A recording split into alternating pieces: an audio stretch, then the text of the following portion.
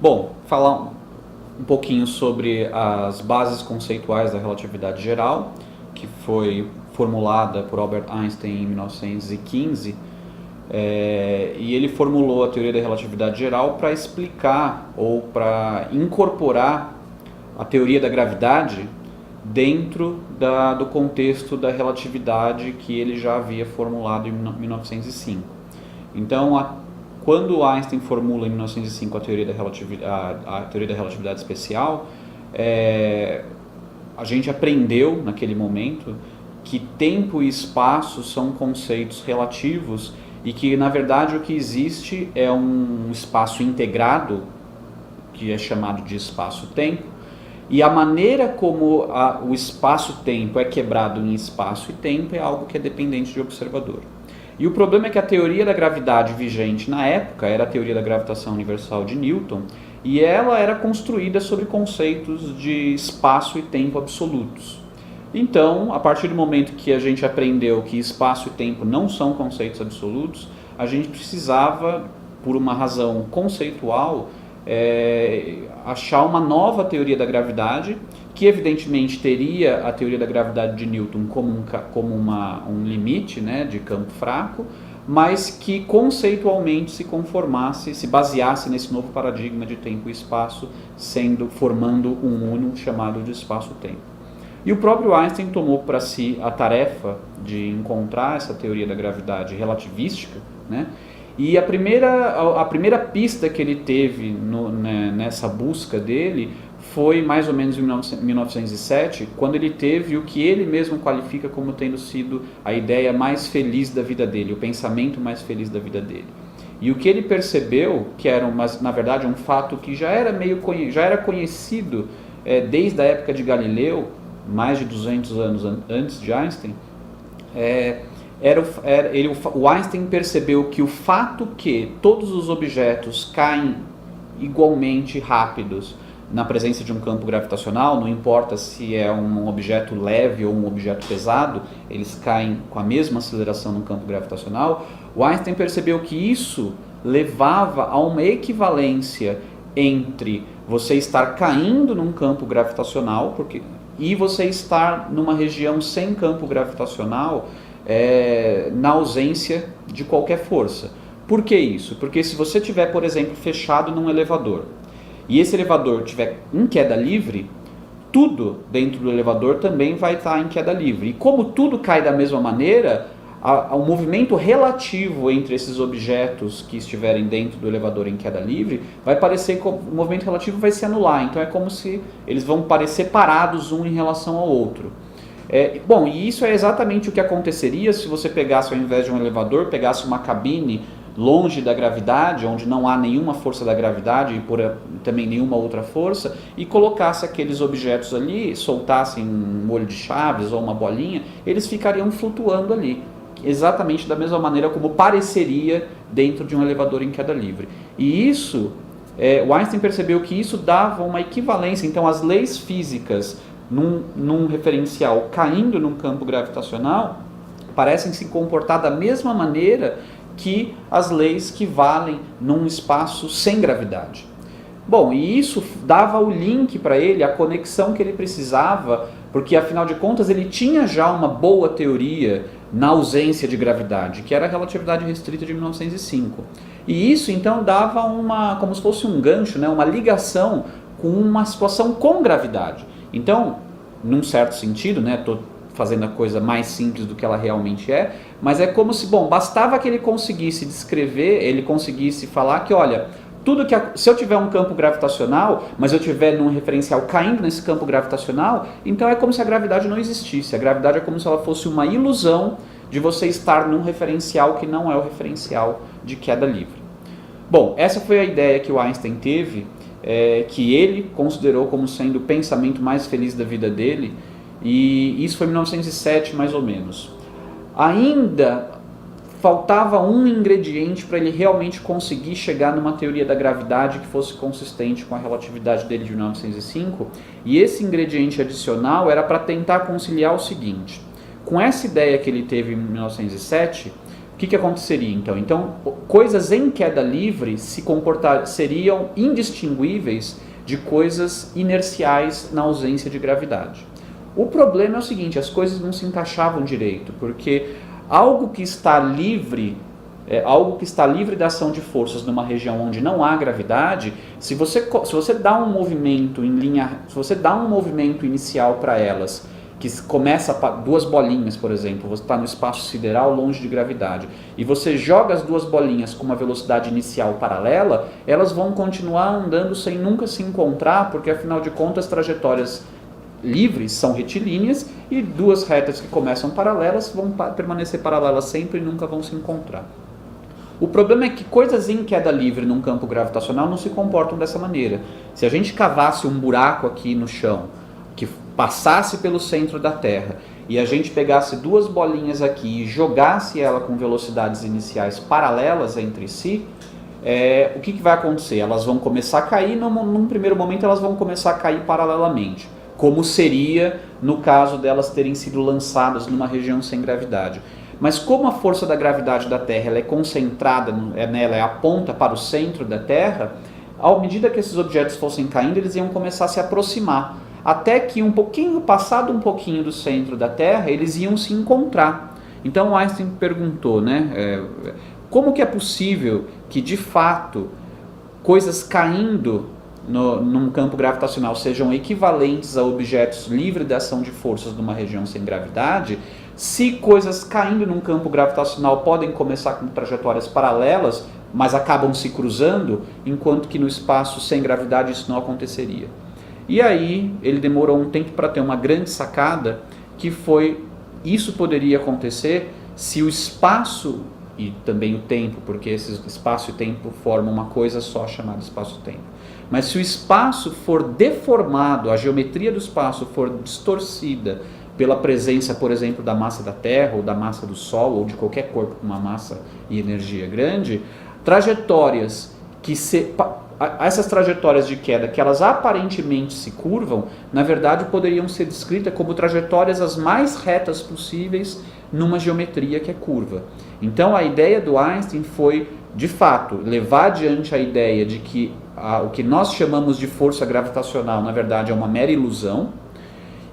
Por quê? Porque você pode ir para um referencial no qual a força da gravidade não existe, que é o referencial de queda livre. E, bom, se essa força não existe, então trajetórias em queda livre são inerciais. Só que o problema é que elas são inerciais numa geometria, num espaço de fundo, cuja geometria não é a geometria plana euclidiana que a gente aprende no ensino médio, mas é uma geometria distorcida, como se fosse a superfície de uma esfera. Pega, por exemplo, duas trajetórias na superfície da esfera e tenta desenhar elas começando paralelas. Você vai ver que como se fossem, essas trajetórias seriam como se fossem dois meridianos do globo terrestre que você está pegando lá no Equador. Se você pegar como que são dois meridianos no Equador, eles são paralelos. E se você olhar sobre cada meridiano, você vai ver que o meridiano é a coisa mais reta que você consegue desenhar na superfície de uma esfera. E se você olhar para o outro meridiano, a mesma coisa, é a coisa mais reta que você consegue desenhar na superfície de uma esfera. Apesar disso, eles podem começar paralelos e eles acabam se cruzando no polo, no caso do globo terrestre. Isso ilustra que curvatura pode fazer com que coisas que são as linhas mais retas possíveis elas podem começar paralelas e acabar se cruzando. Então essa foi a ideia da relatividade geral, descrever o que nós chamamos de gravidade como sendo um efeito colateral da curvatura do espaço, e na verdade não dá para curvar só o espaço, porque desde 1905 nós sabemos que espaço e tempo formam um uno chamado de espaço-tempo, então a gravidade passa a ser um efeito colateral da curvatura do espaço-tempo dentro da relatividade geral. E essa ideia, ela é tão, assim, quando você extrai consequências dessa teoria, ela chega a superar, a imaginação de escritores de ficção científica. Por quê? Porque ao provocar essa curvatura no espaço-tempo, um dos efeitos que a gravidade tem é alterar o passar do tempo. Então, por exemplo, aqui na superfície da Terra, onde o potencial gravitacional ele é mais negativo, nós estamos mais próximo da superfície do centro da Terra, o tempo passa mais devagar do que a grandes altitudes, por exemplo, onde os satélites orbitam, se forem satélites a uma altura muito grande. E isso, ou seja, então, de fato, isso pode parecer uma coisa meio fantástica, né? Não, como que o tempo pode passar diferente dependendo da altura que você está? Mas isso é tão verdade que esse efeito de que o tempo lá, por exemplo, nos satélites do sistema GPS, que a gente usa nos nossos aparelhinhos no carro ou no nosso celular para a gente conseguir se localizar. Como esse sistema é baseado na troca de sinais entre o nosso receptor e satélites que estão orbitando a mais de 20 mil quilômetros de altura, o tempo lá passa mais rápido que aqui e de uma maneira que, se nós não corrigíssemos isso de acordo, esse descompasso no passar do tempo lá nos satélites, de acordo com o que é previsto pela teoria da relatividade geral, o nosso sistema GPS ele perderia uma precisão de 12 quilômetros a cada dia de funcionamento. Então, ao passar de algumas horas apenas, o sistema já seria totalmente inútil. Então, o simples fato de que o sistema GPS de localização ele funciona muito bem e tem funcionado por décadas, tem se levando em conta esse descompasso do tempo, corrigindo-se esse descompasso do tempo no satélite, é uma prova experimental cotidiana de que por mais fantástica que seja essa ideia de que o tempo passa devagar devido ao campo gravitacional, em diferentes pontos do campo gravitacional, isso é uma coisa real, tão real que a nossa tecnologia já alcançou um nível de sofisticação que se a gente não levar em conta esse tipo de efeito, a nossa tecnologia não funcionaria, como é o caso do GPS. Ainda assim você pode dizer, puxa, mas quanto que é esse descompasso no passar do tempo, né? No caso do campo gravitacional da Terra é muito pequeno. Então, por exemplo, lá nos satélites, né, o tempo a 20 mil quilômetros de altura, o quanto ele passa mais rápido do que aqui na superfície da Terra, é tão pouco que você teria que esperar 300 anos para que essa diferença de tempo acumulasse um segundo. Então, depois de 300 anos, é que o satélite lá acumularia 1 segundo de adiantamento em relação aos relógios daqui. Mas como pode parecer pequeno, mas como eu já disse, como o sistema GPS ele é baseado na troca de sinais de luz, e sinais de luz andam a uma velocidade muito rápida, qualquer pequena imprecisão no tempo gera uma grande imprecisão em distância, que no final das contas é o que a gente quer saber, a nossa localização em termos de distância no globo terrestre. Bom, mas se você for para objetos que têm uma massa maior que a Terra, esse efeito vai ficando cada vez mais intenso. E ele chega no limite no caso de buracos negros. No caso de buracos negros, o que é um buraco negro, né? É uma região do espaço onde a gravidade é tão intensa que nem a luz consegue escapar. Mas não é um objeto compacto, maciço que está lá, não, é uma região de praticamente puro vácuo, onde alguma coisa colapsou, alguma quantidade de matéria acabou ficando muito densa, e uma vez atingindo uma certa densidade, um certo raio, não consegue mais sustentar a sua própria força gravitacional e acaba colapsando, ou a própria curvatura do espaço-tempo acaba fazendo com que toda aquela matéria acabe se concentrando numa região muito pequenininha, teoricamente de tamanho zero, mas nós não acreditamos que de fato seja zero, mas um tamanho muito pequenininho lá dentro do buraco negro, mas ainda sobra toda uma região de curvatura em volta dessa singularidade, como é chamado esse ponto no centro, ainda sobra toda uma região de curvatura em volta, onde a gravidade é muito forte, ou a curvatura é muito intensa, de modo que se você se aproximar muito, se alguma coisa, inclusive a luz, se aproximar demais, não consegue mais retornar. Isso é um buraco negro. Bom, o passar de tempo nas imediações de um buraco negro em relação a quem está afastado pode passar tão mais devagar quanto mais próximo dessa fronteira chamada horizonte de eventos você estiver. E isso foi até explorado, né? Bom, hoje, na verdade, buracos negros são explorados e abusados em obras de ficção científica, porque é uma ótima maneira que os autores de ficção científica escolhem para fazer alguma coisa que de outra maneira seria absurda, né? Então os buracos negros eles acabam provendo essa saída estratégica para o que quer que seja. E recentemente o buraco negro foi retratado bastante fielmente num filme, né, chamado Interestelar, cuja